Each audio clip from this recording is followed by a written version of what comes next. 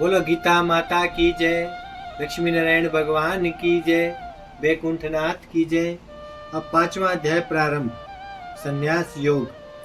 अर्जुन बोले, हे कृष्ण, तुमने पहले कर्मों को त्याग करने को कहा, फिर करने को प्रशंसा करते हो। इन दोनों में जो अधिक हितकर है वह एक बात निश्चय करके बतलाओ। श्री कृष्ण जी बोले, कर्मों का त्याग और कर्मों का करना ये दोनों ही मोक्ष देने वाले हैं, परंतु इन दोनों में कर्म त्याग से कर्म योग हितकर है। जो किसी से द्वेष नहीं रखता, न किसी पदार्थ को इच्छा करता है, वह सन्यासी है। ऐसा पुरुष संसार में बंधनों से छूट जाता है। सांख्य और योग को मूर्ख लोग ही पृथक पृथक कहते हैं, पंडित नहीं कहते हैं। जो इन दोनों में से एक में भी अच्छी तरह स्थित हो जाता है, उसको दोनों का फल प्राप्त होता है। ज्ञान योगियों को जो स्थान मिलता है वही कर्म योगियों को प्राप्त होता है। ज्ञान योग व कर्म योग एक ही है। कर्म योग के बिना संन्यास को प्राप्त होना दुष्कर है। कर्म योग करने वाले मुनिजन को ब्रह्मा प्राप्त होने में विलंब नहीं लगता। कर्म योग करने वाले मुनिजन को ब्रह्म प्राप्त होने में विलंब नहीं लगता। कर्म योग युक्त शुद्ध अंतकरण वाला, मन तथा इंद्रियों को जीतने वाला, संपूर्ण प्राणियों में अपनी आत्मा को देखने वाला, कर्म करता हुआ भी कर्म फल से लिप्त नहीं होता। योग युक्त तत्ववेता पुरुष देखते हैं, सुनते हैं, स्पर्श करते हैं, सूंघते हैं, खाते हैं, चलते हैं, सांस लेते हैं, तो भी यह मानते हैं कि मैं कुछ नहीं करता। ये बोलते हैं, त्यागते हैं, ग्रहण करते हैं, परंतु यह मानते हैं कि मैं कुछ नहीं करता। यह बुद्धि धारण करते हैं कि इंद्रियां ही अपने अपने विषयों में वृत्ति हैं। जो प्राणी ब्रह्मा में अर्पण संग को त्याग कर कर्म करता है वह पाप से लिप्त नहीं होता। जैसे कमल पत्र पर जल नहीं ठहरता, योगी जन शरीर से, मन से, बुद्धि से तथा इंद्रियों की आसक्तियों से रहित होकर आत्मा शुद्धि के निमित्त कर्म करते हैं। योग युक्त पुरुष कर्म फल त्याग कर मोक्ष रूप शांति का लाभ करता है, और जो योग रहित है वह कर्म की इच्छा के बंधन में पड़ जाता है।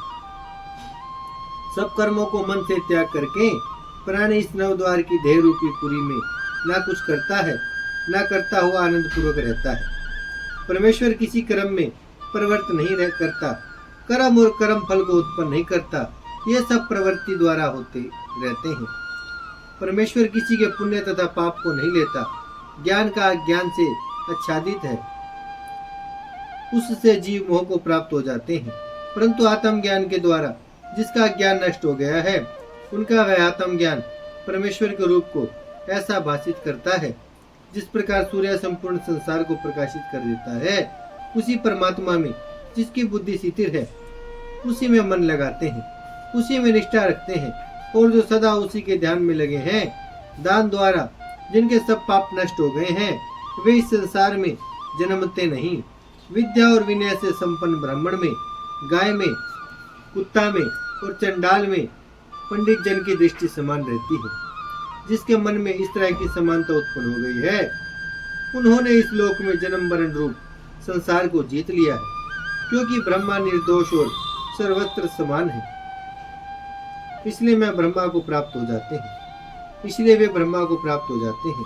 जो प्रिय पदार्थ को पाकर प्रसन्न और अप्रिय को पाकर खिन्न नहीं होते, ऐसे शिथिल बुद्धि वाले मोहरहित ब्रह्मावेता को ब्रह्मा शिथिल जानो।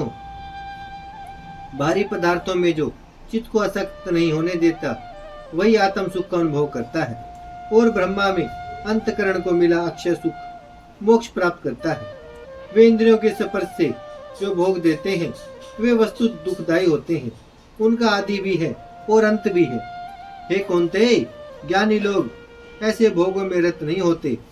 शरीर छूटने के पहले जो मनुष्य काम और क्रोध के वेग को सहन करने में समर्थ होता है, वही योगी और सच्चा सुखी है। जो योगी आत्म सुख से सुखी, अंतरात्मा के आनंद से आनंदित और अंतर ज्योति से ही प्रभावित है, वह ब्रह्मा रूप होकर ब्रह्मा निर्वाण मोक्ष को प्राप्त होता है। पाप जिसके नष्ट हो गए हैं, कुबुद्धि दूर हो गई, मन को जिन्होंने वश में कर लिया है, जीव मात्र का जो हित चाहते हैं, ऐसे योगी को ब्रह्मा निर्वाण प्राप्त होता है। काम तथा क्रोध जिनमें नहीं है, मन के वेग को जिसने रोक लिया है, ऐसे आत्मज्ञानी योगियों को ब्रह्मा निर्वाण सहज ही प्राप्त होता है। बाहरी पदार्थों के संयोग से अलग रहकर दोनों भवों के बीच में दृष्टि लगाकर नासिका के भीतर चलने वाले प्राण तथा अपान वायु को सम करके इंद्रियां, मन और बुद्धि को वश में करके इच्छा, भय, क्रोध को त्याग कर मोक्ष की इच्छा करने वाले योगी जीवन मुक्त हैं। जो मुझको सब यज्ञों और तपों का भोक्ता, संपूर्ण लोकों का स्वामी और सब प्राणियों का मित्र जानते हैं, उन्हीं को शांति प्राप्त होती है। बोलो गीता माता की जय, लक्ष्मी नारायण भगवान की जय, गंगा मैया की जय, वैकुंठनाथ की जय। भजमन नारायण नारायण नारायण, श्रीमन नारायण नारायण नारायण, लक्ष्मी नारायण नारायण नारायण, सत्य नारायण नारायण नारायण, भजमन नारायण श्रीमन नारायण, लक्ष्मी नारायण सत्यनारायण, भजमन नारायण नारायण नारायण। गीता माता की जय, गंगा मैया की जय, धरती माता की जय, शिव परिवार की जय। जय